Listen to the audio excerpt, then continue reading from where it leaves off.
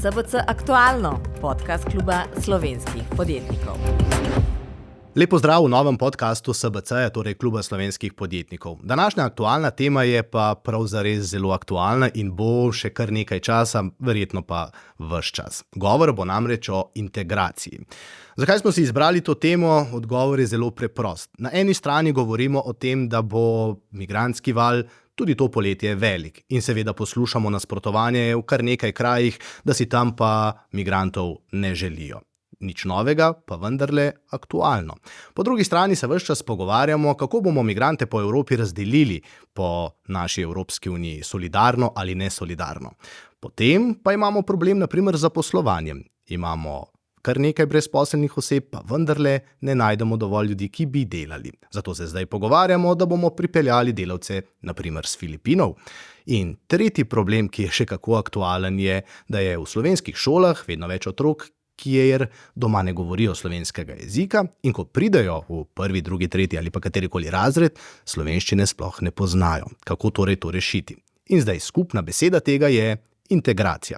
Zato smo si v studio povabili direktorico Urada za oskrbo in integracijo migrantov Katarino Štrukelj. Lep pozdrav. Lep pozdrav tudi vam.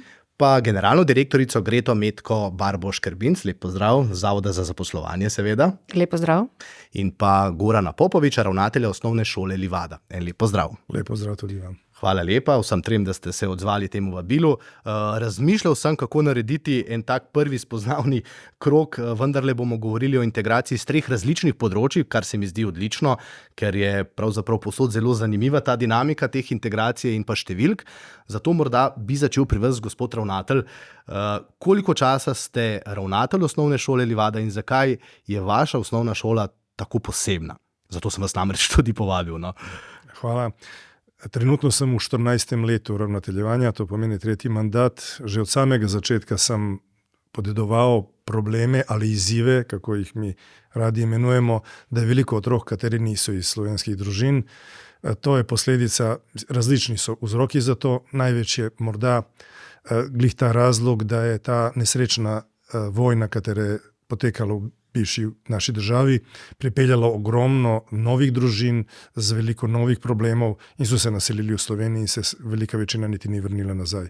Tako da na naši šoli je pred 13 leti, ko sem začel, je bilo 198 učencev, da niti enega otroka ni bilo iz slovenske družine. Smo bili popolnoma geto šola, zdaj se je ta slika malo spremenila, zdaj nas je 430 in od tega imamo četrtino otrok iz slovenskih družin, kar pomeni 75% so otroci iz migrantskih družin. Še en zanimiv podatek ste že prej navrgli, pa bi ga zdaj še enkrat rad slišal. Iz koliko držav prihajajo vaši učenci? Spreminja se, trenutno imamo učence iz 28 različnih držav. 18 različnih jezikov se sliši na naši šoli. Govorimo uradno vsi slovenski. To je osnovna šola, zato še pod vprašanje je prav namen tudi države ali pa občine Ljubljana, da migranti tujci hodijo na vašo šolo, ali se je to kar tako zgodilo, ker ste pač na tistem koncu Ljubljane ali Livada? To se je kar zgodilo. Šola, ko je odprta, ko je ustanovljena, je poprečno bilo 50-50%. Je naselje, v katero so hodile družine iz bivših jugoslovanskih republik, že označilo oziroma so otroci bili prisotni na tem koncu. Žal zaradi te vojne, kot sem omenjal malo prej, se je struktura bistveno spremenila. Tudi kolektiv je večinoma slovenski kolektiv od samega začetka, ampak je vojna pripeljala do tega, da se je struktura bistveno spremenila. Eno številko bom za zaključek tega uvoda še pustil tukaj. 17.900 pa še nekaj otrok je takšnih, ki so lani oziroma v letošnjem šolskem letu obiskujejo šolo in njihov prvi jezik ni slovenščina. Zato, da si lažje predstavljamo, tukaj je govora malo več čez 8%, se mi zdi. Ta odstotek skozi leta narašča. Gremo zdaj k Uradu za integracijo migrantov. V tem trenutku, kakšno število migrantov imamo v Sloveniji? Morda imate v mislih ali pa... Se pravi, migranti zelo širše Tako. Mi imamo različne kategorije, od prosilcev, vlagateljev, se pravi oseb za priznano mednarodno zaščito. V azilnem domu na Viču je nekaj čez 500 oseb, v Logatcu je nekaj čez 200 in 86 na Kotnikovi. Se pravi, to govorimo o vlagateljih, namere in prosilcih. Potem imamo pa še osebe za priznano mednarodno zaščito, ki pa se integrirajo v naše okolje, teh je pa nekaj okoli 900. Kar nekaj takih vprašanj bom vseeno postavil, ker se v javnosti pa pojavljajo, tukaj pa imamo čas, da tudi odgovorimo na nje. Kje pa je zdaj tistih 50,000 ljudi, ki je lani prečkalo slovensko mejo? V bistvu moram reči, da v naše kapacitete, se pravi na Viču, v Logatcu, Kotnikovi, je bilo v lanskem letu nastanjenih 60,000 oseb. V bistvu začne 58 pa še nekaj. Te osebe so, večina od njih, Slovenijo samovoljno zapustile. Slovenija še vedno ostaja tranzitna država, pridejo, se odpočijejo in potem pot nadaljujejo v eno od drugih evropskih držav. Še to, pred nami je poletje, iz izkušenj zadnjih nekaj let vemo, da je poletje tisti čas, ko je migrantski val največji. Kaj pričakujete? Ja, po podatkih nekaj leta, govorimo o 3 kritičnih mesecih. Bom rekel julij, avgust in september, potem pa se nekako umirja ta situacija. In tudi zdaj slika kaže, da v bistvu govorimo o povečanju, sploh vloženih namer, vendar pa situacija ista, še vedno ljudje samovoljno zapuščajo in odidejo v druge države. Hvala lepa za ta začetek. Zdaj smo pa pri Zavodu za zaposlovanje. To je tudi podatek, o katerem veliko govorimo v Sloveniji. Vsako mesec si zdaj pohvalimo, da je število zaposlenih v Sloveniji skoraj da rekordno, brezposelnih pa tudi rekordno. Morda za začetek, kakšne so te številke? Ja, zdaj imamo nekaj celo manj kot 46,000 brezposelnih oseb, ker malo dnevno to spremljamo. In zdaj smo v največji sezoni zaposlovanja, tako da brezposelnost je dejansko, bo spet letos, bomo rušili rekorde, nadaljujemo od lanskega leta in tako da nam primanjkuje delovne sile po vseh področjih, ker pri nas je vsak dan nekje 5,000 potreb po delavcih objavljenih, tako da dejansko mi delamo vse, kar lahko z našimi domačimi kandidati, da jih motiviramo, pa jim tudi dajemo dodatne veščine. Moramo se obračati tudi seveda na tujo delovno silo, ker imamo med zaposlenimi že 15%, pa tudi tujcev, se pravi iz EU in iz tretjih držav, kjer prevladujejo pa državljani tretjih držav. Je največ Indijcev? Ne. Največ imamo seveda iz bivših naših sosednjih držav, največ je iz Bosne in Hercegovine, potem sledijo tudi iz Srbije, iz Severne Makedonije in pa število državljanov Kosova je tudi v porastu. V zadnjih letih se seveda tudi povečuje povpraševanje po teh bolj eksotičnih državah, iz Indije, Nepal, Bangladeš in pa Filipini. Zadnje čase sploh neka euforija na temo Filipincev pri nas vlada, ampak tega je še pravzaprav primerljivo manj, ampak je v porastu. Indijce sem omenil samo zato, ker ko govorimo v zadnjih 2-3 letih o kršenju pravic delavcem, vedno omenimo Indijce in se nam zdi, kot da so državljani nekdanjih bivših držav praktično že del nas, ne?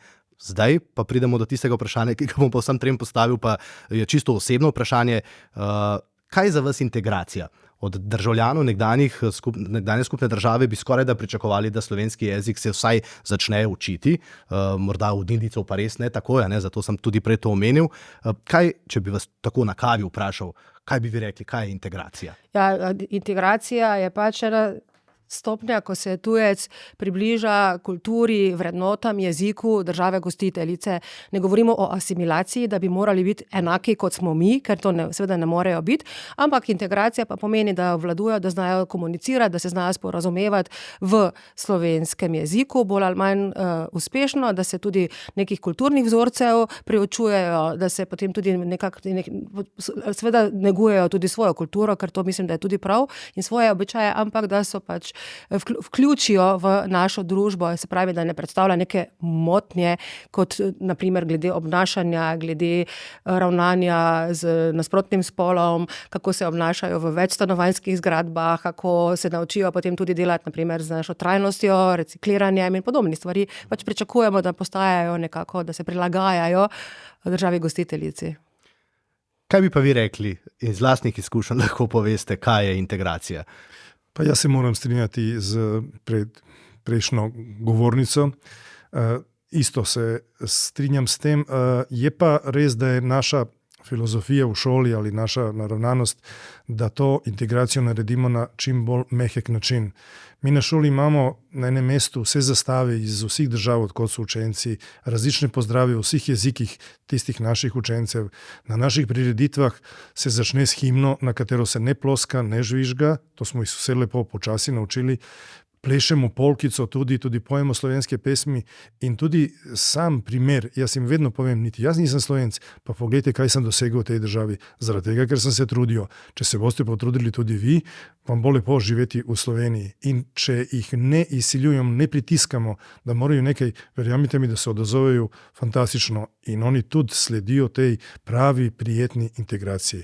In oni en dan bojo enakopravni državljani naše države. Na koncu seveda urad za integracijo. Kako pa vi osebno vidite, kaj je integracija? Kot ste rekla predhodnika, v bistvu se ima nekaj zelo strokovno sprem norm in vrednot države gostiteljice in seveda ohranjanje svojih lastnih.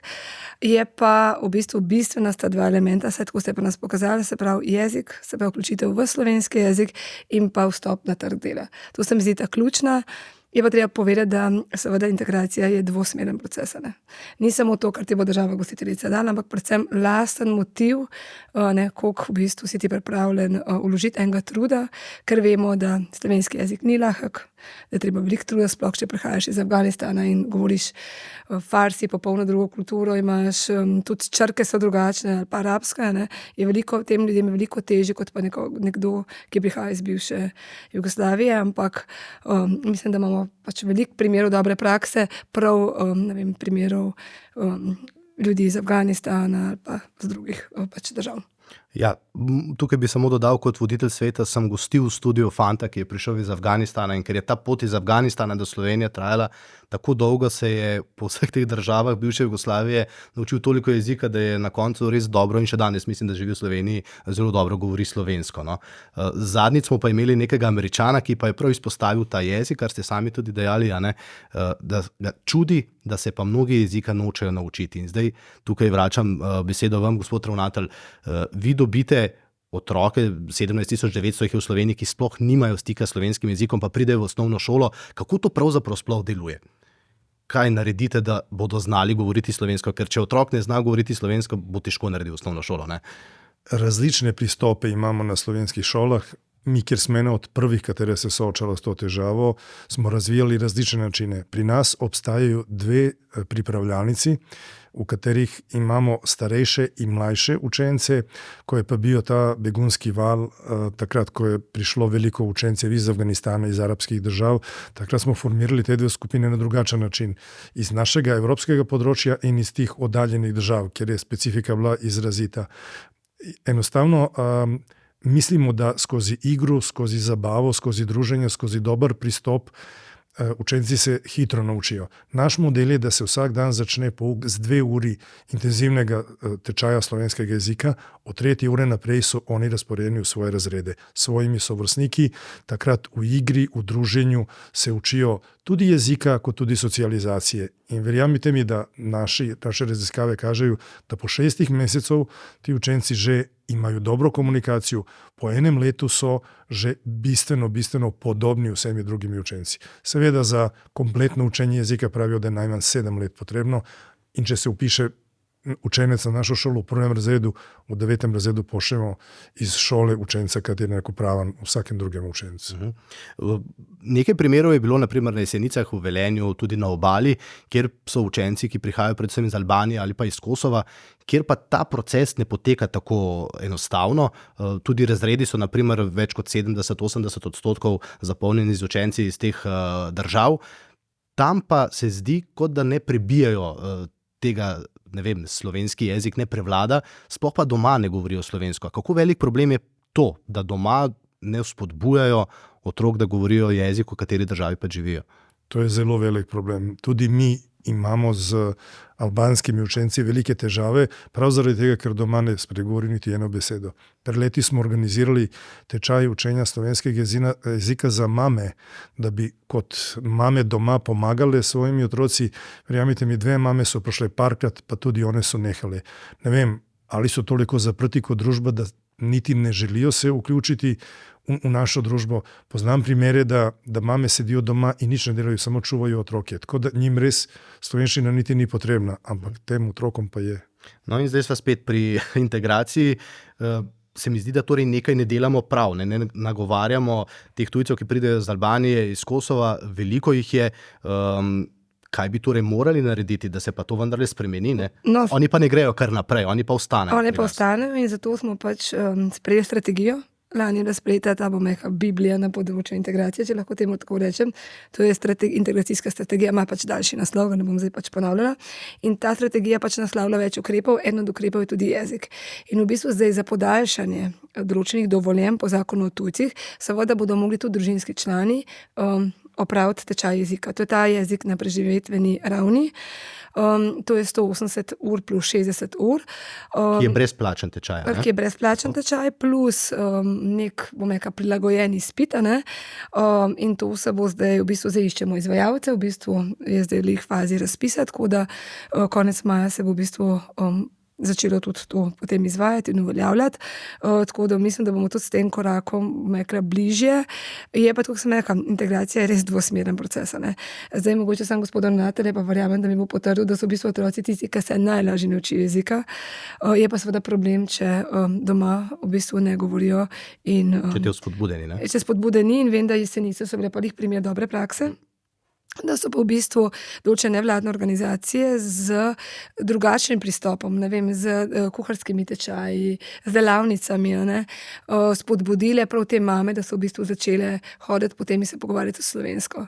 V bistvu pod drugo pretvezo, pod pretvezo druženja so potem v bistvu nekako izboljšale to. No. Ampak se pravi, mi imamo zdaj v bistvu pogoji tudi za podaljševanje dovoljenj, so seveda tudi uspešno upravljen tečaj slovenskega jezika in tle pričakujemo kar velik naval. Kdaj bodo pa ti testi prvi? Prvi testi bodo, mi jih pričakujemo že konc leta, tako da se pravi, izvajalce pa zdaj pač izbiramo. Na Zavodu za zaposlovanje imate, kot ste rekli, veliko tudi tujcev. Ko pridejo iz Albanije, iz Kosova, takrat pridejo seveda cele družine. Kaj pa morajo oni izpolnjevati, da pri nas lahko upravljajo svoje delo? Jezik ni. Glede, tujci, ko pridejo prvič v Slovenijo, pride načeloma sam nosilec gospodinjstva, se pravi moški, ki se zaposli, ker združuje družino lahko šele kasneje, čez določen čas, čez 1 ali pa čez 2 leti. Tako da družine pridejo kasneje. Tujec pač mora pri nas pridobiti enotno dovoljenje. To je enoten postopek, ki ga izdaja upravna enota. Zavod za poslovanje je tukaj vključen, ker mi imamo test trga dela, se pravi, da so brezposelne osebe, preverimo, če so, ki bi se lahko zaposlile, ker imajo seveda prednost. In če tega ni, seveda damo mi potem tudi to dovoljenje in pa preverimo tujca in delodajalca in izdamo bodisi soglasje k enotnemu dovoljenju ali pa delovno dovoljenje po 2 sporazumih, Srbija pa Bosna in Hercegovina. Se pravi, enotno dovoljenje rabi tujec, da lahko prične delati, se pravi, rabi tudi pogodbo o zaposlitvi. Zelo fajn je, da tudi razume. Mi zelo priporočamo tudi po teh obeh sporazumih, da je pogodba o zaposlitvi v tujcu, pač v jeziku, ki ga tujec razume. In pa potem ga mora pač prevzeti v državi izvora in v 10-15 dneh se mora potem tudi priti v Slovenijo in nastopiti delo in ga delodajalec mora prijaviti socialna zavarovanja, če ne mi tudi lahko to zadevo razveljavimo in tako naprej. Potem pač delavec, za njega veljajo čisto enaka pravila kot za Slovence. Ko je pri nas na trgu dela, je izenačen z slovenskimi državljani, s pravicami, obveznosti, za njega velja delovnopravna zakonodaja kot v Sloveniji. Ko pridejo pa kasneje pa družinski člani, teh pa mi ne vidimo vseh. Pa mi tudi vidimo velik potencial v teh ženskah, ki so že tukaj, ker jih ne rabimo pač privabljati, ker že imajo tukaj urejene stvari, prebivanje uredi mož in tako naprej. Mi bi si zelo želeli, da tudi s temi ženskami, da jih pravzaprav lahko opolnomočimo, da jih motiviramo še za en dohodek, da bi jih lahko usposobili tudi za delo na primer na področju oskrbe, ker imamo blazne potrebe in jih tudi vključevali v jezikovne tečaje, tako da zdaj si zelo prizadevamo, da bi te naše programe tudi dopolnili s temi možnostmi, ker to je potencial in na področju oskrbe sami veste, da dnevno poslušamo, koliko kadra nam primanjkuje in tu vidimo, da bi lahko zavod naredil veliko več kot do zdaj. Pač skupaj tudi z ostalo podporo, ki jo imamo. Tako da s temi tujci pa potem pač mi imamo pa eno infotočko, ki jo tudi probamo zdaj še malo razširiti in kapacitete njene povečati, ker mi bi pa radi dejansko, kaj tujcu najbolj problematično, ne pozna, on pride v tujo državo, jaz verjetno si tudi v Beogradu ne bi znala tramvajske karte kupiti, ker pač ne znajdeš. Tako da mi mislimo, da jim je treba zelo pomagati in na postopku, ko prihajajo, ko si urejajo papirje, ko se spravljajo na trg dela, do tega, da jim pomagamo tudi kasneje. Oni tudi plačilnih list ne razumejo, da preprečujemo tudi, da prihaja do zlorab. Moramo vedeti, da ti tujci so še posebej ranljiva skupina, kjer so lahko naši delodajalci, ki so inovativni, tudi malo grejo čez rob, kdaj pa kdaj in treba kot država, da smo pazljivi na te stvari in da tem tujcem pomagamo tudi z informacijami. Informacije so ključne tudi za njih in v njihovem jeziku in fajn bi bilo, da se bi s temi podatki opremili, preden se odločijo, da grejo v Slovenijo delati, tako da mi te zadeve zdaj razvijamo malo, te politike malo bolj. To, kar ste omenili, vi to torej naredite skupaj? Delamo, dosti skupaj. Da bodo tudi delavci že ob prihodu vedeli, kaj jih čaka, tudi slovenščina torej in potem za ženo? Delamo, ker je del te strategije je, tako je gospa rekla, infotočka, to bo neka, smo se nekaj že pogovarjali, skupna infotočka, ker tudi pri nas bomo to razvijali, v bistvu bodo 3 zaposleni, ki bodo v bistvu na voljo vsem tujcem, se pravi, mi imamo za osebe za priznano mednarodno zaščito imamo zelo individualiziran pristop. Tam vsak dobi svojega svetovalca za integracijo, ki ga v bistvu pelje čez cel proces. Zdaj te ostali državljani tretjih držav, tukaj smo pa zdaj zavodom, oni že razvijo, mi imamo pa tudi zdaj bomo šli v razpis za pridobitev tega kadra in potem bomo združili to infotočko, tako da v bistvu bomo delali skupaj. Pod vprašanje, rekli ste, in seveda v varstvo, domovi za starejše in tako naprej, res potrebujemo veliko ljudi, tukaj so predvsem ženske. Kako uspešni pa ste do sedaj? Koliko teh žensk pride s svojimi družinami sem? Pride na razgovor in potem prime. Mi smo imeli lansko leto skupaj tudi z uradom, smo organizirali sejem, mi temu rečemo pa sejem, to sicer mogoče ni primerni izraz za danes, ampak pač skupaj spravimo delodajalce, ki rabijo kader in tudi kandidate za zaposlitev in tudi pomagamo v tem postopku. Tako da lansko leto smo delali tudi za tele osebe z migrantskim ozadjem in z mednarodno zaščito. Tako da predvsem je bil tudi za ukrajinske mame. Je bilo tudi en poudarek, tako da lani se je kar zaposlilo skoraj 100 oseb, teh z mednarodno zaščito, od tega je bilo 66 državljanov Ukrajine, tako da mislim, da smo relativno uspešni, ampak z večjo podporo in bolj sistemsko bi lahko še več naredili. Ampak je pa pri albanskih, ko smo se že prej pogovarjali, mogoče majčken problem, ker oni se dejansko v svojem krogu gibljajo preveč, tudi res doma govorijo svoj jezik in tudi njihova družba je taka, da tudi hodijo s prevajalci ali pa z otroci in prevajajo tudi v uradnih postopkih, tako da te ženske je mogoče malo težje. Mi smo tudi dobili delodajalca, ki je bil čisto iz njihovih krogov, pa so moški, imajo rajši te gospe doma, bolj kot ne. In pa zdaj smo tudi pol delali, da so same ženske v skupini, da niso mešane, da se mogoče še z tega vidika pogleda, da res ni ovir, da ne bi bila gospa pač v tistem času, ko so otroci v šoli, seveda vključena v neko okrepe, v neko aktivacijo in potem kasneje tudi na trg dela. Ampak tu je treba kar lomiti orehe. Kako jih lomite v šoli? Naprimer, ko pride otrok iz Albanije ali pa iz Kosova, pa imate z njim morda kakšen več opravka kot pa s kom drugim, pa mora prejeti starš na govorilne ure, kako pa to rešite? Rešujemo na različne načine. Tudi mi se veliko pomagamo z otroci, kateri so že naučili našega jezika, pa so nam prevajalci v enem obdobju. Drugo, že toliko generacij je šlo mimo, da tudi starši imamo dobre kontakte in tudi oni kdaj priskočijo na pomoč, pa nam tudi oni prevajajo. Moram pa opozoriti, apropo tega, ker ste malo prej govorili, mi imamo tudi družine, katere upišejo otroka, na naši šoli so po 15-20 dni in potem izginejo. In zdaj ne bom imel slabo vest, če povem, da mislim, da starši takrat samo vzamejo to našo pomoč, ko Slovenija dodeli in potem se vrnejo v svojo državo. Dejansko nič od naše države nimajo razen denarja, ko so ga pobrali. Mi smo opozarjali na to, obveščamo in ministrstvo, in inšpektorat, in CSD in se te stvari dogajajo. Recimo lansko leto smo imeli družino, katera je bila septembra, otroci so bili na naši šoli, potem smo februarja že poklicali na ministrstvo in rekli, kaj bomo s tem otrokom, pa počakajte še malo, morda se vrnejo, ker ne velja več, kot je bilo pred časom, da določeni procent morajo biti prisotni, drugače razredni izpit.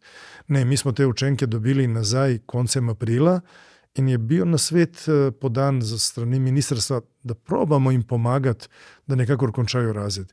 In mi smo se res metali po trepalnicah, smo pomagali otrokom in so končali razred, so res punce bile pridne, ampak to šolsko leto so se ponovno upisale in ponovno so izginile. In zdaj jih jaz pričakujem ponovno in ne vem, kam to pelje. Če koga obvestimo, se nič ne zgodi.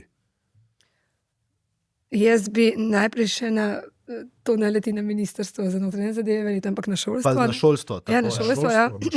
Pa vendarle, zdaj govorimo o integraciji. Jaz bi vseeno mogoče še prej omenila, da vam že z veseljem povem, da imamo nov projekt, medkulturni dialog, ki ga bomo sicer najprej testirali samo na področju Maribora.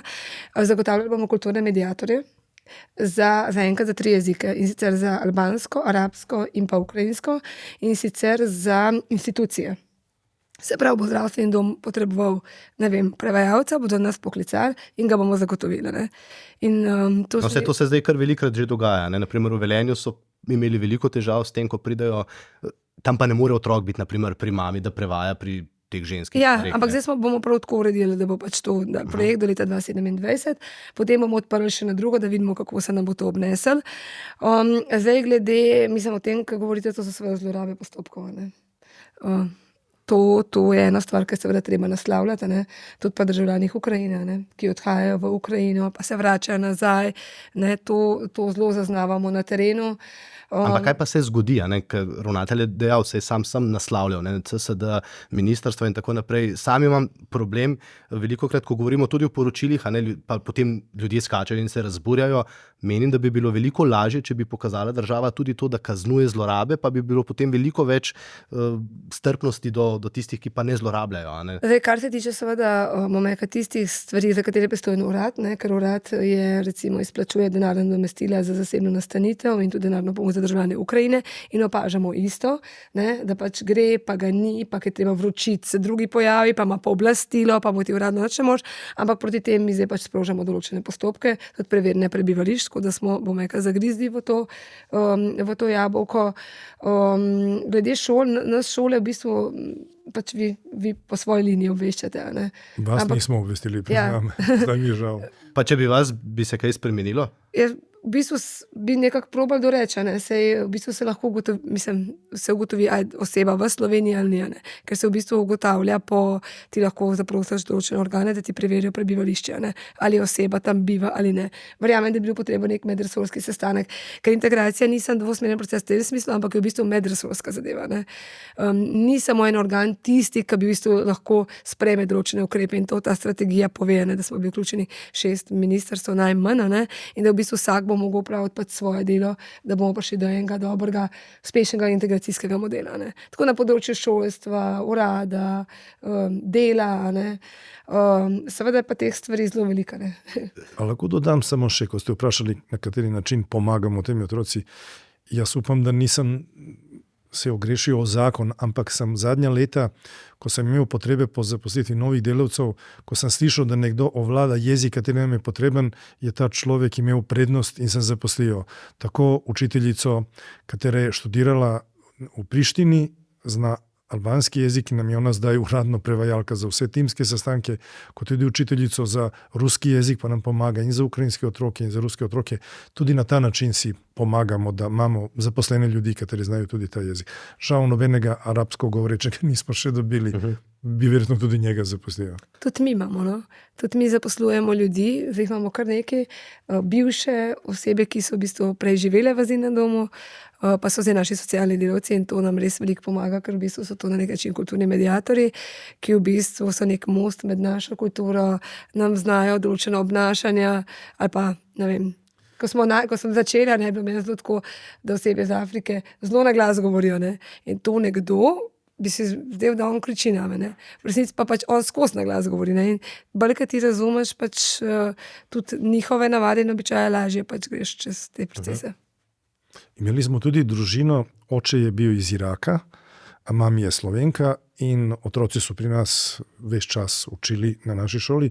Oče se sam ponudijo, ko je bil begunski val, da pride pomagati, in smo ga mi angažirali, da izvajajo eno interesno dejavnost, približevanje njihove kulture k naši evropski kulturi, in to je bilo fantastično uspešno. Tudi kot prevajalca smo ga porabili, s tem, da se njihovi jeziki zelo razlikujejo. Ni dovolj, da on zna arabsko, ker jih je 6, 7, ali ne vem, še več različnih jezikov, ampak je bila velika pomoč. 14 let ste ravnatelj na tej šoli, kjer se od prvega dneva ukvarjate s to problematiko. Se vam zdi, da je Slovenija dovolj uspešna pri integraciji pa pri reševanju teh težav? Najprej je bil ta begunski val takrat iz bivše Jugoslavije, oziroma potem so pa zdaj popolnoma drugačne stvari. Zdaj je pa ta arabska pomlad spodbudila selitev iz arabskih držav, pa potem zdaj imamo spet vojno na Bližnjem vzhodu, pa spet lahko pričakujemo določen delež beguncev iz tistih držav. Se Slovenija s tem, vi imate vsak dan v pogledu, to dovolj dobro spopada? Moram biti iskren, da je veliko stvari narejenih v dobro smer v zadnjih 14 letih, ko to spremljam, daleč od tega, da smo dosegli potreben nivo. Lahko se še veliko več napreduje. Upam, da bo še boljše. Predvsem meni je bilo žal, ko je v azilnem domu v Ljubljani bilo več družin, pa smo od tam dobili otroke, da sem gledal otroke, kateri so se lepo vključevali, začeli govoriti jezik, starši so po 6 mesecih ali 1 leto zapustili našo državo, ker niso imeli kaj iskati. En del niti ni želel, so bili tudi tisti, kateri so želeli, pa enostavno niso se znajdli, nismo jim pomagali dovolj in so zapustili državo, šli v ene druge evropske države in pa vlekli otroke, kateri so bili obetavni, kateri bi bili zelo v redu. No, zdaj pa to vprašanje. Ves čas govorimo, da nam manjka delovne sile, vozniki tovornjakov, pa ta težka dela, negovalke, teh poklicov je res kar precej. Pa zdaj, če bom rekel, da jih Slovenci nočejo opravljati, se morda niti ne bom zmotil, ker vendarle je poklicov toliko, pa tudi toliko ljudi, ki nič ne delajo, pa se ne prijavijo na to. Je kakšna možnost ali pa kaj obstaja, da bi ljudje, ki so v azilnem domu, vendarle upeli v to delo, ali pa takšne starše, kot je dejal ravnatelj, pa bi tukaj dobili delo? Kaj morajo storiti oziroma kaj preprečuje to? No, to vprašanje je kar kompleksno. Pogoji dela so eden od razlogov, zakaj pravzaprav pri nas imamo težave z zagotavljanjem kadra, da so težki pogoji, slabše plače, bolj konkurenčne so druge države. Mi moramo vedeti, tudi imamo megatrende, ki so se tudi nas dotaknili, kot so demografija, ker imamo resne težave na demografskem področju, tako da tudi perspektiva je taka, da nam primanjkuje pravzaprav mladih, ki stopajo na trg dela. Potem imamo seveda tudi neka strukturna neskladja, premalo vlagamo kot država sploh v delavce, v naše veščine lastne, digitalne, zelene in vse kakorkoli. In pa se pravi še pogoji dela, težke razmere, plače in tako naprej.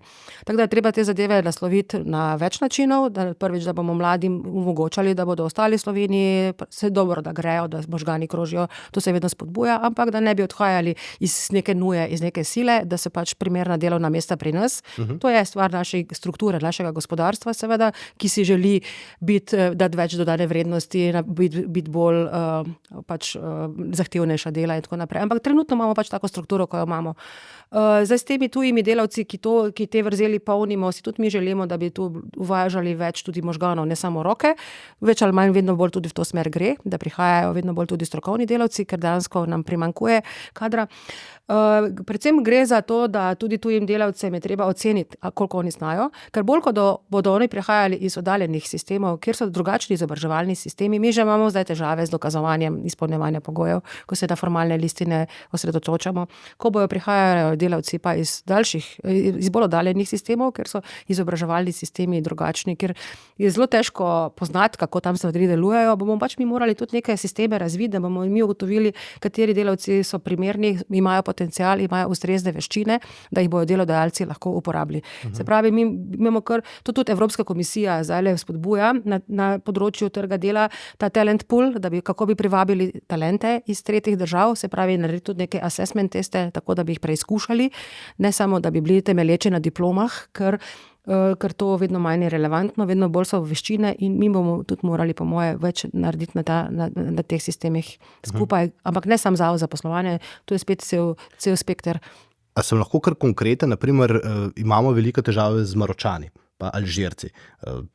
To so zdaj skupina, ki ne zapušča naše države, ampak kar ostaja pri nas. To se nam je zdaj zgodilo nekaj novega, ker, kot ste predejali, do sedaj je veljalo, da vsi gredo, oni ostajajo. Zaenkrat govorimo vendarle o mladih fantih, ki postopajo, ne vem, tam okrog Metelkove pa še kje. ali oni ne morejo vstopiti na slovenski trg dela, torej ali lahko gredo pomagati v kakšno skladišče ali pa kam drugam. Ne, seveda lahko vstopajo, ker na tem področju je bil narejen kar velik premik in sicer bila spremenjena zakonodaja in sicer po 3 mesecih lahko vstopijo na trg dela, prej je bilo po 9, zdaj lahko po 3. In veliko oseb iz Burundije je zaposlenih. To je pa zdaj spet tako, kot smo rekli. Kaj je cilj? Državljani Maroka, če pogledamo celotno število, nima interesa vstopati na trg dela. Nekateri seveda nekateri ne. Ni pa tako, da bi rekla, da je to večinska populacija, ki ostaja. Vseeno prosilci tam med 15 do 20 dni pač zapustijo našo državo. Ampak v bistvu zelo hitro vidiš interes osebe, prosilca v azilnem domu, ker mi imamo recimo vsak dan tečaj slovenskega jezika. In zelo hitro vidiš doma interes ostati, kdo ima interes počakati nekaj časa, pa pač potem oditi. In sam obisk slovenskega jezika v azilnem domu ni tako velik, kot bi si mi pač želeli. Zdaj poskušamo spremeniti ure, recimo pa se bolj prilagoditi, da tudi tistim, ki delajo dopoldne, da bi vstopali potem popoldne. Zdaj bomo videli, kaj bo to. Koliko pa je takih, ki so v azilnem domu pa delajo? Azilni dom Vič je, bom rekla, kot nek sprejemni center. Ampak kljub temu, na današnji dan je tam 150 vlagateljev namere, 400 je pa prosilcev. Zdaj, ena tretjina od njih je sigurno zaposlenih. Tiste, ki mi vidimo, da bodo pa res ostali v Sloveniji in vkolikor seveda imamo prostor, jih pa damo na Kotnikovo, to je pa dom v samem centru, tam pa čisto vsi delajo. Ali pa, če jih je tam 86, jih je 75 od teh dela. In so zelo uspešni. In na same odhode seveda pa vplivajo tudi postopki priznane mednarodne zaščite. Nekateri pač, če dobijo zavrnjeno, potem takoj odidejo. No, saj mi imamo kar nekaj Maročanov, pa tudi Alžircev, ker smo imeli podatke iz delovno aktivnih, imamo kar nekaj, ampak niso to velike cifre, okoli 30 je iz ene pa druge države. Imamo veliko tudi različnih narodnosti državljanov v naših delovno aktivnih, tako da je kar pestro, tako da so kar... Ampak ne gre pa nikjer v nobeni državi v neke velike številke, ampak pač prihajajo od povsod. A se starši kdaj, verjetno imate vendarle veliko stika starši tudi, vam povejo za kakšne težave, da jih imajo pa oni, da bi lažje tukaj dobili delo, da bi ostali pa tako naprej. S čim se pa oni soočajo? Kaj je pri njih največja prepreka?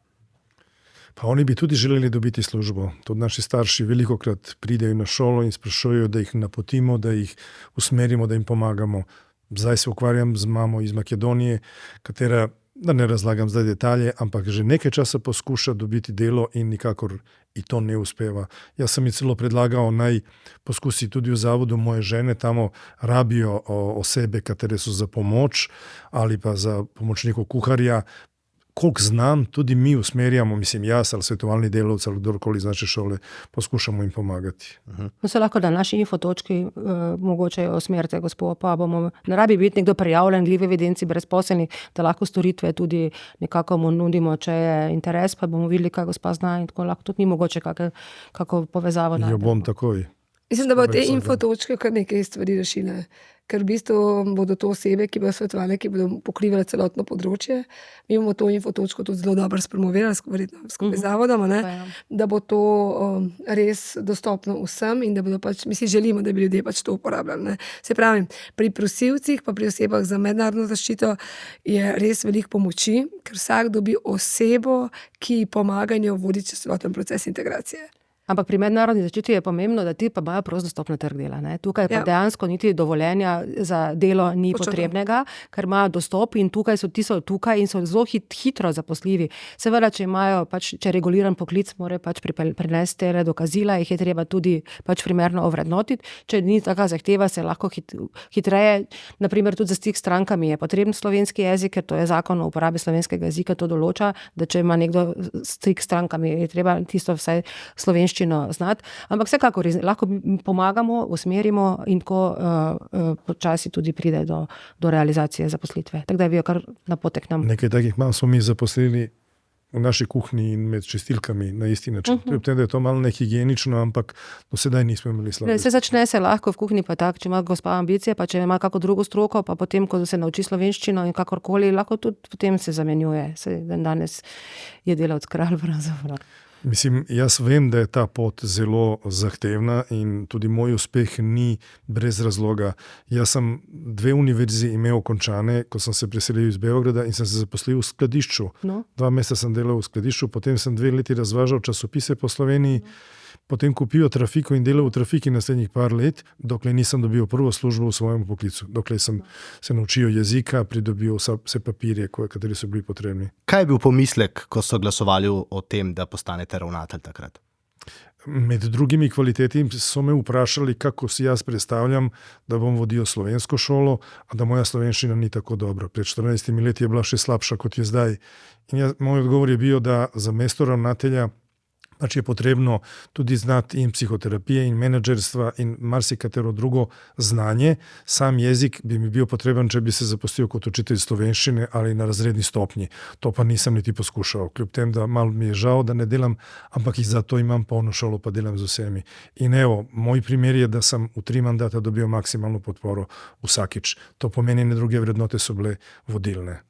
Ja, samo mi vsi prihajamo iz enega okolja, kjer smo pravzaprav se dosti razumemo, ne? Brez nekih tečajev, mi vsi nekako, sploh moja generacija še vedno zna te jezike in pravzaprav mi niti teh kandidatov za zaposlitev več toliko ne gledamo kot tujce, ker so pač tudi z vidika integracije veliko lažje vključijo v našo družbo in tudi slovanski jeziki so se dosti hitreje naučijo, tako da mi kot Zavod za poslovanje si še vedno prizadevamo, da čim več kandidatov in čim več takih primernih kandidatov najdemo še vedno na teh prostorih, sami ne rabimo, ne vem koliko, vsak let enih par tisoč, to pa je po moje še jih lahko dobimo. Ne vem, če je primerno, da povem anekdoto, glede na temo našega pogovora, ampak gledam v mojem kolektivu je prvih par let bilo veliko učiteljic, katere so imele komentarje, zakaj se prav ne naučijo jezika in ti toliko prihajajo iz Bosne, iz juga. Jaz pravim rekel, če bi bil iz Nemčije, pa to bi bilo malce drugače. To je bila takratnejša filozofija pri nekaterih. Zdaj, ko je potekal čas, ko smo imeli tudi ta begunski val, pa ko je prišlo veliko otrok iz tih oddaljenih držav, so iste te učiteljice rekli, kje so nam ti Bosančki, z njimi se saj razumemo, s temi Arabci niti besede. Rekel, kako se filozofija spremeni, zdaj so oni naši, kot ste vi povedali, daleč od tega, tudi oni potrebujejo veliko pomoči. Ne vem, kdo od vaju bo to odgovoril, sam sicer poznam številke, ampak mi boste malce pomagala. Če imaš v razredu veliko otrok, ki ne znajo slovenskega jezika, koliko jih moraš imeti, da država plača torej še tega dodatnega učitelja? Mislim, da je bil to eden izmed teh sprejetih zakonov lani, decembra ali novembra, ko so rekli, zdaj dobiš še dodatno pomoč. Mislim, da je 1 na 40 otrok ali nekaj podobnega na šolo. Veste, kako obstaja tabela, na katero to so normativi in standardi in zdaj na 4 otroka dobiš 10% zaposlenega in potem raste. 8 otrok, 12, moraš jih imeti 28, da bi dobil celega zaposlenega. Mi že leta imamo celega zaposlenega, ker ponavadi do 30 učencev se upiše prvič v slovensko šolo in dobimo, drugi proporcionalno. Tako da mislim, da je država v zadnjih letih naredila dovolj za dobro organizacijo, da se na pravi način lahko pomaga. Samo jamranje ne penje nikamor. Sam sem pred tem pogovorom vseeno govoril z nekaj učitelji tam, kjer pa imajo težave in ne morem mimo tega vprašanja. Kaj naj torej vseeno naredi učitelj v 1. ali pa v 2. razredu, kjer ima več kot polovico učencev iz Kosova in iz Albanije in praktično ne more upravljati pouka, slovenski otroci nimajo nič od ure, prav tako pa ne tudi albanski. Samo sedijo in čakajo, da mine tistih 5-6 ur in potem gredo domov. Ja, to pa je izziv, ja.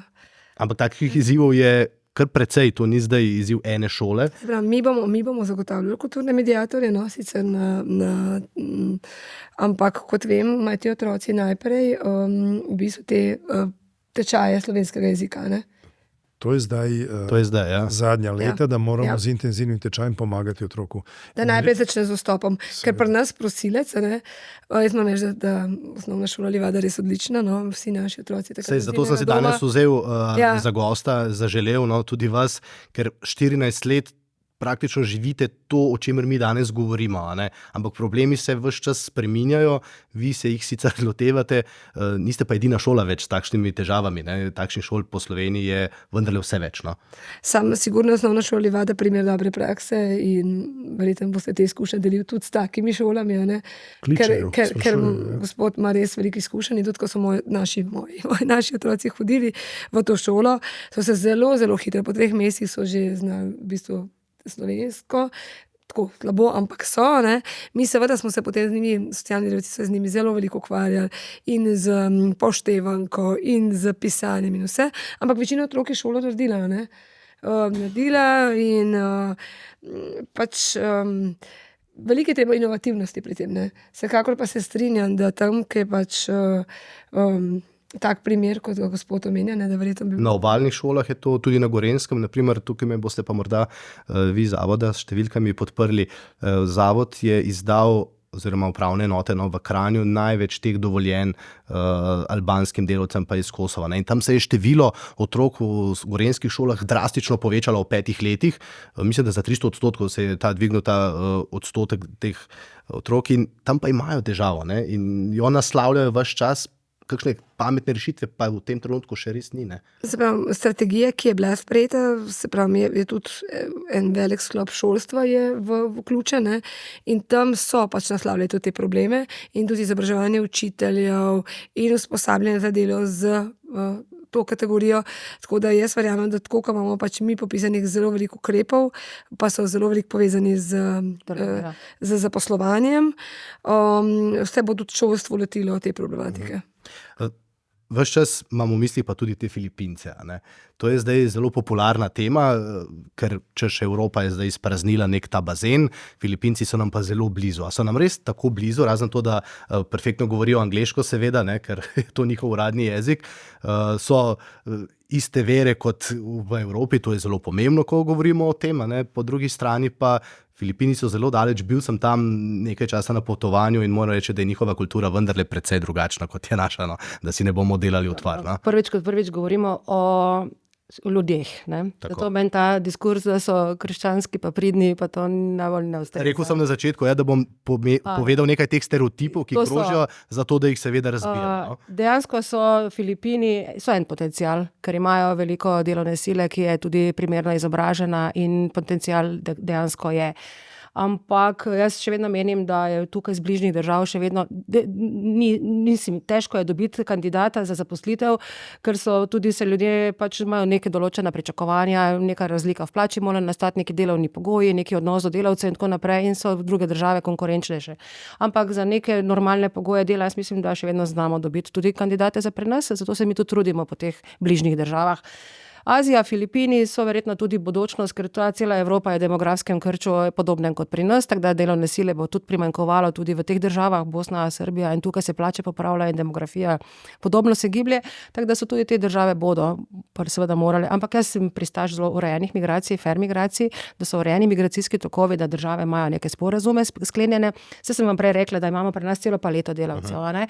Ampak če država pač želi z neko državo vzpostaviti neko bolj urejene migrantske tokove, z vidika delovnih migracij, je zelo primerno, da se to uredi z sporazumi, da so nekako javne inštitucije tudi povežejo, da se ti postopki urejeni, da so fair migracije, da so delavci informirani, da grejo po teh rekrutacijskih poteh. Tako da mislim, da bo naša država, kar se Filipinov tiče, bi šla po tej smeri. Zdaj smo tam odprli konzulat, a ne, prav poseben, kjer bo lažje priti do vsaj informacij, kakšne pogoje dela bodo. Mi bomo tudi pripravili določene predstavitev Slovenije, mogoče pripravili bomo tudi neke osnovne pakete slovenščine, ker to se lahko kandidati za zaposlitev učijo tudi online, ne rabiš zaradi tega imeti pisarn v Filipini, ne vem koliko 1000 otokov, se to je tudi nemogoče pravzaprav logistično podpreti. Tako da mi bomo na nek način poskusili pripraviti našo državo, da bo brand, da bo privlačna. Moramo tudi paziti resnično, da bomo z delavci lepo ravnali, ker Filipinci so zelo občutljivi na to, imajo tisto svoje ministrstvo, ki skrbi za njihov delovno silo, ki je po svetu in zelo spremlja in imaš neke posebne memorandume, treba skleniti, to se na ministrstvo s tem zdaj trenutno ukvarjajo. Tako da mi smo tudi z Zavodom za poslovanje, ki sicer ni tukaj pristojen v tem primeru, ampak se tudi povezujemo, predvsem, da bomo razumeli njihove izobraževalne sisteme, da bomo razumeli njihovo strukturo trga dela, da bomo lahko mogoče tudi rekrutirali na pameten način, ne kar tako nasplošno. Tako da želimo nekako urediti te migracije in na Zavodu se gremo v tej smeri. Ker prva stvar, ko smo pa slišali, ko smo govorili o delavcih s Filipinov, je bila pa hrvaška agencija, ki je prišla v Slovenijo. Ja, na Hrvaškem je pa poleti praktično ga ni lokala ali pa gostilne, kjer ne bi delal nekdo s Filipinov, Nepala.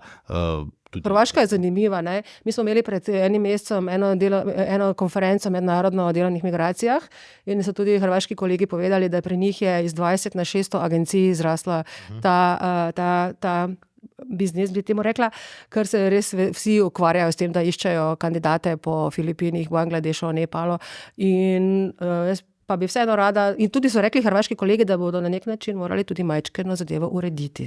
Ker govorimo o ljudeh, pogovarjamo se pa kot, da bi to, šli v trgovino pogledati, koga bomo pripeljali za delo. Zato pa ravno to, da so pridni Filipinci, saj smo mi Slovenci tudi pridni, ampak smo različni, jaz sem manj pridna verjetno kot vi, pa tako. Zavedati se moramo, da prihajajo ljudje. Še eno pod vprašanje, ne vem, kdo od vaju mi bo to odgovoril. Ko pride delavec s Filipinov in mu je v Sloveniji všeč, ali on torej lahko pri nas tudi ostane, bo prišel sam, bo prišel z družino, kako pa ta del poteka? Ja, delavec na Filipinih ima prvič aranžma s tisto svojo agencijo in s svojim uradom, ki ureja te migracije in ima tudi neko določeno obdobje, pred katerim pravzaprav ne sme, mora se pač tega do pogodbe držati. Jaz mislim, da Filipinec bo glih tako obravnavan pri nas kot Kitajce ali pa kot državljan katerekoli druge države. Razen ta posebni del, ko filipinski organi pač imajo neke svoje zahteve glede zagotavljanja denarja za vrnitev pa tako naprej. Potem bo pač tukaj glih tako kot vsi ostali dobil enotno dovoljenje, dobil naša soglasja, bo preverjeno ena in druga stran, bo lahko podaljševal, zamenjal delodajalca po 5 letih, verjetno tudi kakšne druge oblike. Čisto enako kot vsi ostali. Za Filipince ne more biti posebna zakonodaja v Sloveniji kot za vse ostale tretje državljane. Meni se je recimo še ključno to, da pač res so zelo dobro informirani, kam prihajajo. Kam prihajajo, kakšen je trg dela, kakšna je zakonodaja, kaj je, če se zlorablja njihove pravice, če v slabih pogojih dela. Recimo nam se to, ko smo delali relokacijo ali resettlement z tretjih držav in ko smo neka prva lokacija je bila, v bistvu smo jim vse povedali, ampak v bistvu, ko so prišli, nič niso vedeli, oziroma so bili celo razočarani. Ne?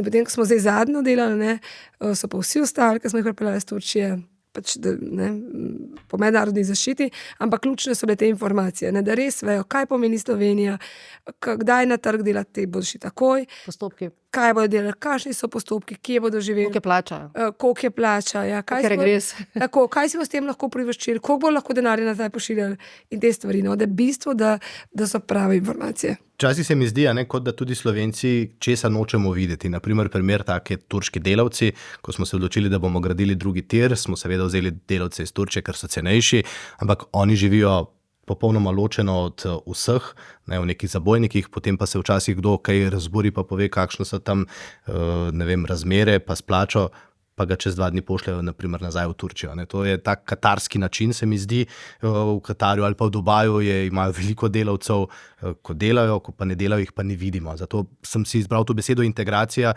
in vas sprašujem, kdo bo te deležen, kdo pa je tukaj samo v narekovajih na obisku, da pride opraviti delo, ki ga v Sloveniji pač nihče drug ne opravi. Tukaj, kako spavni, bodo pač vstopili na trg dela kot državljani tretjih držav z pač pravicami do slovenščine in do ostalih stvari.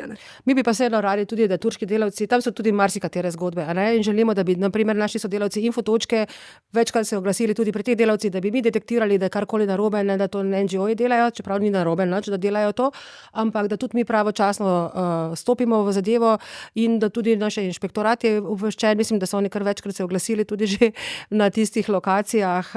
In da je pa treba tudi verjetno kak sporazum s Turčijo skleniti, upam, da bo tudi to nekako steklo. Ta teden pa prihaja k nam na zavod direktor Turškega zavoda za poslovanje, ker mislim, da se bo država enkrat le odločila skleniti sporazum in sodelovanje med javnimi službami je za uspešno izvajanje sporazumov pomembno. Se pravi, da se neko zaupanje, da se institucije spoznata, da se tudi management mečkano poveže, da se neko zaupanje zgradi, da potem lahko komuniciraš, ker to je vseeno, so drugi sistemi, drugi jeziki, čist birokratske, tehnične zadeve, tako da mi smo en dogovor z Turškim zavodom podpisali, tak je čist naš operativn in prihajajo turški kolegi, da se malo začne ta sodelovanje še malo bolj intenzivno dogajati. Še enkrat bi se vrnil v šolske klopi, a veste, kaj me zanima? Otroci so v svoji biti najbolj nepokvarjeni, ne? Čeprav pustimo, včasih so najbolj zlobni, ampak vendarle, ne? Koliko težav zaradi različnih religij pa različnih narodnosti imate v šoli? Lahko rečem, da so sporadični ti primeri, celo bi lahko rekel, da jih skoraj sploh nimamo. Družijo se in ruski in ukrajinski otroci in srbski in albanski otroci, med otroci ni tistih problemov. Seveda, da smo pozorni na vsaki pojav, odreagiramo pozorno, pokličemo starše na pogovor, sosedem, rečemo, gledajte, morda, ko ste privat, gurajte svoje tradicije, svojo kulturo in svoje politično mnenje, šola pa ni mesto za to.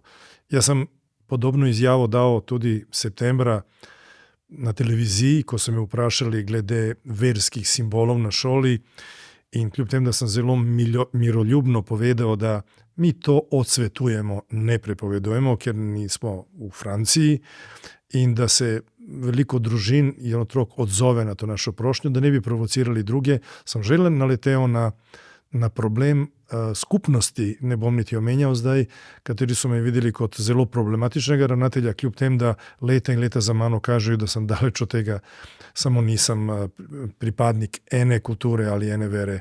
Tako da mi zato tudi, kot sem že omenjal na prireditvah, damo možnosti vsake skupnosti, da se predstavi. Tudi fant pa punca so iz različnih kultur, iz različnih vera, tako da mi to negujemo kot sobivanje, katero je prijetno za vse in mislim, da smo na zelo dobri poti. V naši šoli tega ni. Dejstvo je, da je čas takšen, demografija pa migracije ne zgolj zaradi vojen, ampak tudi delovne migracije, ljudje pač iščejo boljše službe, boljše življenje in Slovenija jim lahko to ponudi. Kje je tista meja, kjer pa bo tudi Slovenija morala postaviti neke točke, pa reči ravno to, naprimer v šolah ne smejo otroci hoditi naprimer zakriti, ženske seveda, no? Kdaj ali pa kje je ta meja in ali jo bomo kdaj tudi zarisali, ker o tem se bo treba leta in leta pogovarjati, preden v Sloveniji kaj sprejmemo. No? Ja, tako, ker je integracija je dolgotrajen proces, kot smo že rekli. Mi, to, kar že rekel ravnatelj, tudi mi smo imeli v azilnem domu, ko smo imeli družine, se pač v Logatcu, tudi določene težave z, bom rekla, pokritostjo, pa socialne delavke niso mogle praviti sploh razgovorov, ne? Ampak mi smo jim jasno povedali, ne? Da pač mi pri psihosocialnih razgovorih pač moramo vedeti obraz. In smo tudi pri tem ustrajali. Tako, kar recimo ustrajamo pri tem, da ne vem, v azilnem domu je skoraj 28 držav različnih, ne? In tudi recimo Maročani se namarajo s kakšnimi drugimi ali pa ne, gre za različne, ampak mi jasno povemo, imamo ničelno toleranco do nasilja, tukaj so vsi zato, ker iščejo zaščito in tukaj ni, jaz sem s te narodnosti, sem drug, jaz imam zamere že iz Bosne, jaz sem tam in pri tem tudi zelo, zelo ustrajamo. Včasih smo imeli princip ločevanja, ne vem, na enem oddelku so te, na drugem oddelku so te, kot ste vi rekel, Rusija, Ukrajina, ne, recimo na stanitvenem centru, ne, kaj bo zdaj, ne. Ne, zelo jasno smo jim povedali meje, tukaj ste zato, ker iščete zaščito, mi jo bomo nudili, ostale stvari pač tukaj nimajo mesta. Kaj pa se zgodi, če naprimer kdo se tega ne drži, če to prekrši? Je pa zelo odvisno. Najhujši ukrep je tudi rečeno omejitev gibanja. To pomeni, to je res strog ukrep, pa ne pomeni, da se ga da ga ne izvajamo. To pomeni nastanitev v center za tujce, to gre za zaprt policijsko ustanovo, to potem to seveda moraš izdati odločbo o omejitvi gibanja, je to tudi predmet presoje na upravnem sodišču in tega se poslužujemo, seveda je pa to postopek, ki, ko naredi prvo kršitev, ga najprej opozoriš, pa mu poveš, da to ni prav, pa imaš nek upravni postopek, pa kot seveda drugi želi, odvisno od tega, kakšna je teža dejanja, ampak če nekdo nekomu grozi smrtjo, je to direktno ukrep omejitve gibanja. In tega se res poslužujemo, ker ne vem, pri 700 osebah, ali pa 600-500 moških, moramo seveda vzpostaviti nek red, da ne pride do kakšne eskalacije. Morda še to, kakšne težave ali pa če kakšne težave pa delodajalci sporočajo Zavodu za zaposlovanje, ko govorimo o tem, da zaposlijo tujo delovno silo? Ja, na eni in drugi strani se včasih zalomijo stvari, ne? Mi več ali manj slišimo večkrat v obratni smeri, da se pač delavci pritožujejo, da kaj ni tako, kot so pričakovali, da ni v redu. Se pa tudi delodajalci pritožujejo, da delavci pride, da je na nek način Slovenija tudi neka prehodna država, da dostikrat tudi zelo hitro zamenjajo delodajalca za zelo majhno razliko v plači, da delodajalci veliko investirajo v enega tujca, ker to je strošek delodajalca, da se razume, to migranta ne sme več stati te takse in te stroški, da delodajalec veliko vloži v neko papirologijo, pa v takse, pa v cel ta proces in da potem delavec ga pač zapusti v določenem po hitrem postopku, ampak pač tako da so tudi na obeh tudi z te strani slišimo, kdaj tudi, sploh pa zdaj, ko primanjkuje kadra, da si zelo spet, ne v narekovajih rečem, nekateri kradejo delavce, se pravi ga hiter, jaz ti bomo dal na roko 20 evrov več, pa bo tale tujec kršal, ker njemu je pa spet 20 evrov velik na tisti mesečni osnovi, ko mu ostane, tako da tudi z tega naslova so. Ampak delodajalci si potem pa včasih tudi kakšne varovalke spravijo v predpise, ki spet so nekje pod mejo zakonitosti, pa neke vračila zahtevajo in tako naprej, teh vloženih stresov, kar spet ni v redu, tako da imamo pestro. Še eno vprašanje, pa ne vem sicer, kdo mi bo to odgovoril. Ko imamo krščanske praznike, je ponavadi v Sloveniji dela prost dan, naprimer, ko je zdaj muslimanski praznik, pa tudi ljudje potem ne pridejo na delo ali ne vzamejo dopusta ali pa takrat ne delajo. Kako je s tem? Kje so pa tu kakšna pravila, kdo jih lahko pravzaprav napiše? Prazniki v Sloveniji so predpisani z zakonom in se tudi ve, kako se pa vsem plačajo. Delodajalci, ki imajo pač to multikulturnost, tudi razumejo, omogočijo tem delavcem, da se pač tudi na dan praznika naredi pač kolektivni dopust ali kakorkoli in jim omogočijo, da grejo tudi do svojih družin. Tako da delodajalci, če hočejo delavce obdržati, gledajo tudi verjetno in na prehrano, ki je tudi pomembna, pa tudi na te praznike in tudi na ta drugačne kulture, ki pač pa te njihove prakse, pa jih probajo potem tudi uglasiti z delovnimi procesi. Tako da zdaj, ko je bil pred kratkim ta baram, so delodajalci omogočili delavcem tudi, da so šli domov. In to je torej ta integracija, o kateri govorimo? Mi jim tudi omogočimo, in pa razložimo, ko so ali pa kulturni prazniki, pa oni pač razumejo, pa jim povemo, Prešernov dan, kaj to pomeni, pa tudi druge stvari, ko se ura premakne, razumejo, zakaj zajtrk prej, zakaj zajtrk, ampak to jih je treba vse naučiti, to jim je pač treba povedati. Ampak veste, kaj je bilo zanimivo, tisti dan je bilo pa v osnovnih šolah po Sloveniji tudi po 30-50% manj otrok v razredih po nekaterih, to se mi pa zdi. Vete, na šolah je to urejeno že pred leti s pravico starša, da opraviči vsak izostanek svojega otroka. Nam je bilo zanimivo v prejšnjem tednu, da je se upadlo s to teroristično grožnjo. Ja, in potem so nas spraševali, koliko je otrok manjkalo. Meni od 300 prisotnih učencev manjkalo 155. In ker sem vedel, da bo povpraševanje, koliko jih je manjkalo, rekel, da ne izpade, da je več od polovice bilo toliko prestrašenih, sem poslal en anketni vprašalnik staršem in 8 od tistih staršev je reklo, da je imelo strah, vsi ostali so zaradi verskega praznika in nas to noben ne vpraša. Ne bi niti prepovedal, ampak se je zgubil kompas, da po parih mesecih otrok ne pride v šolo in starš sam napiše, da je to upravičeno in je to v redu. Ja, ker so ravnateljevi dnevi, lahko izkoristiš kakšen tak dan, če ga hočeš. Kako niso zdaj? Lahko napoveš odsotnost, če hočeš. Eno je, če me vpraša za daljšo odsotnost, pa vprašam, je učenec v redu, če so kakšni upravičeni razlogi, vedno grem naproti.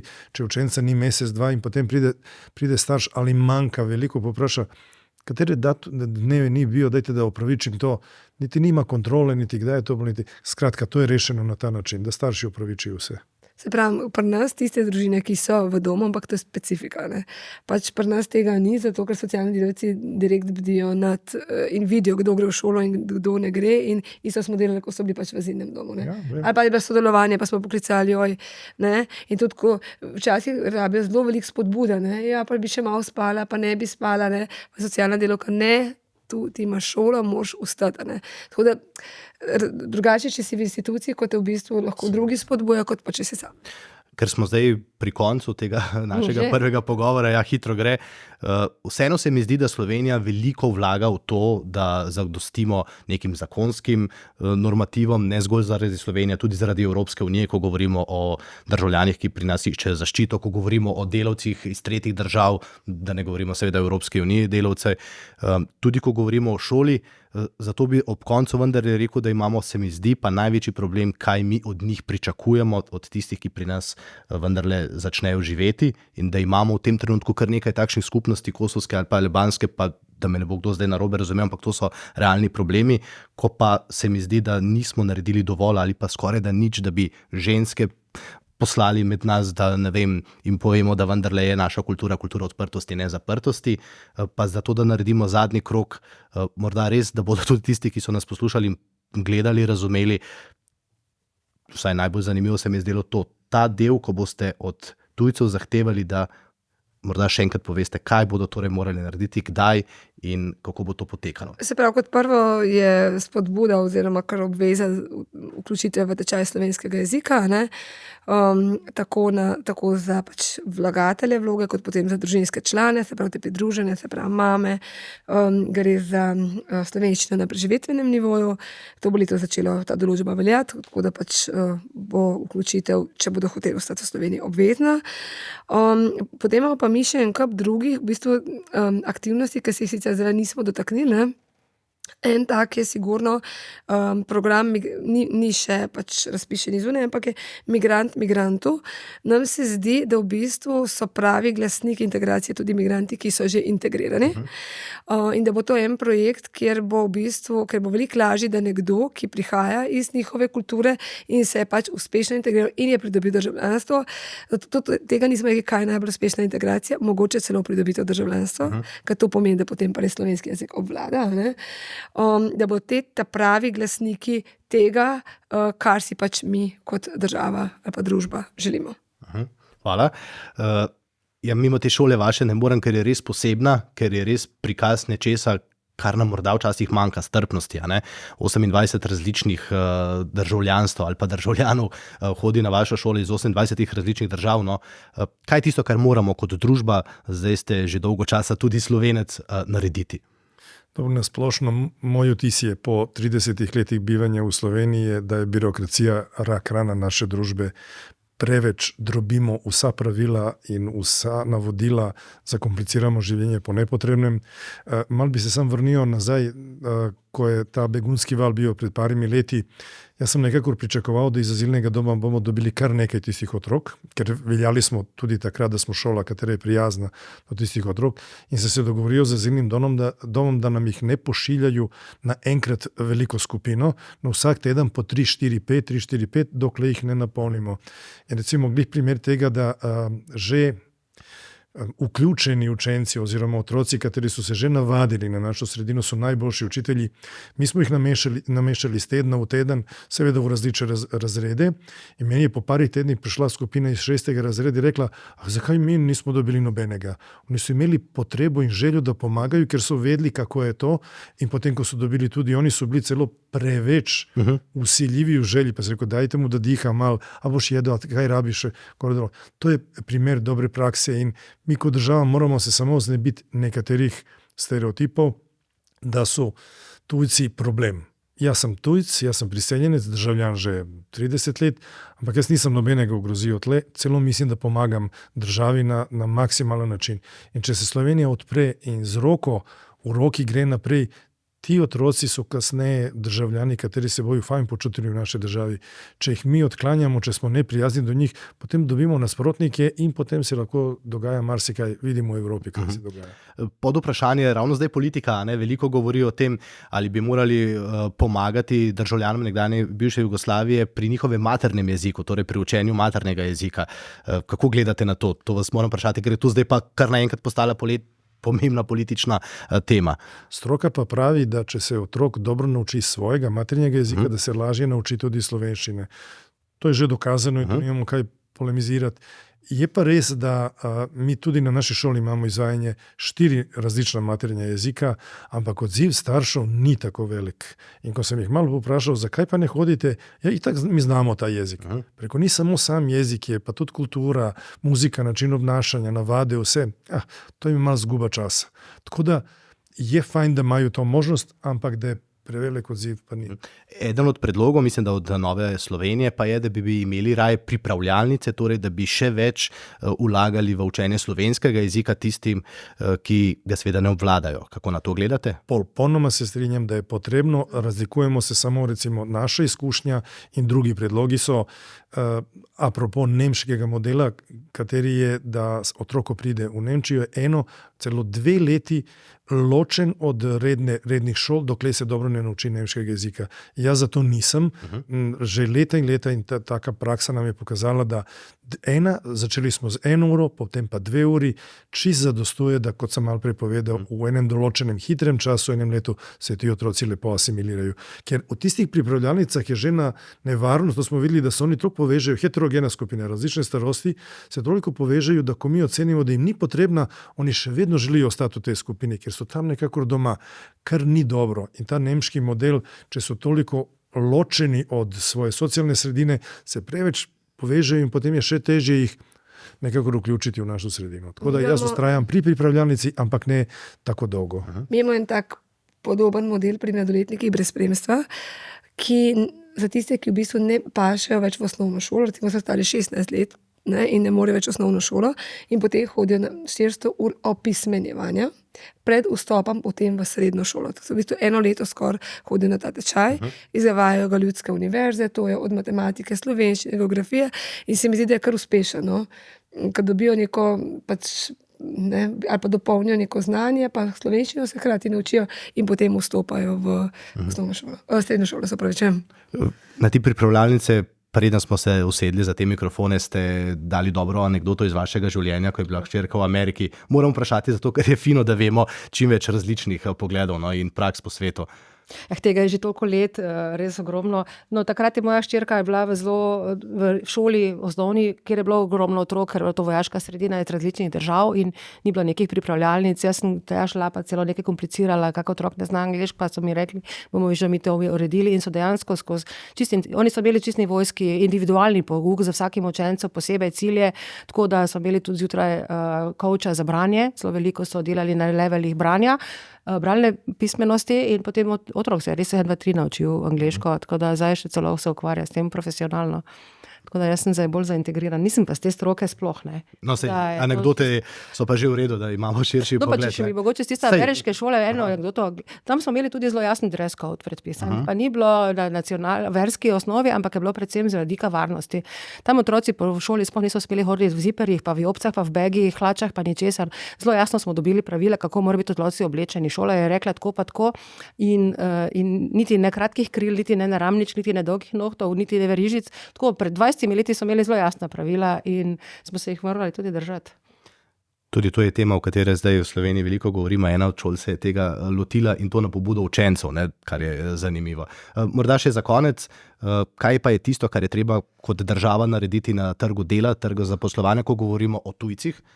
Ko govorimo o integraciji teh delavcev. Dobro, najprej moramo spostaviti tole infotočko na višji nivo, da bomo zagotovili informacije že domači državi, pa ves support nudili na tej poti in še kasneje. To je ena stvar, ki jo delamo skupaj.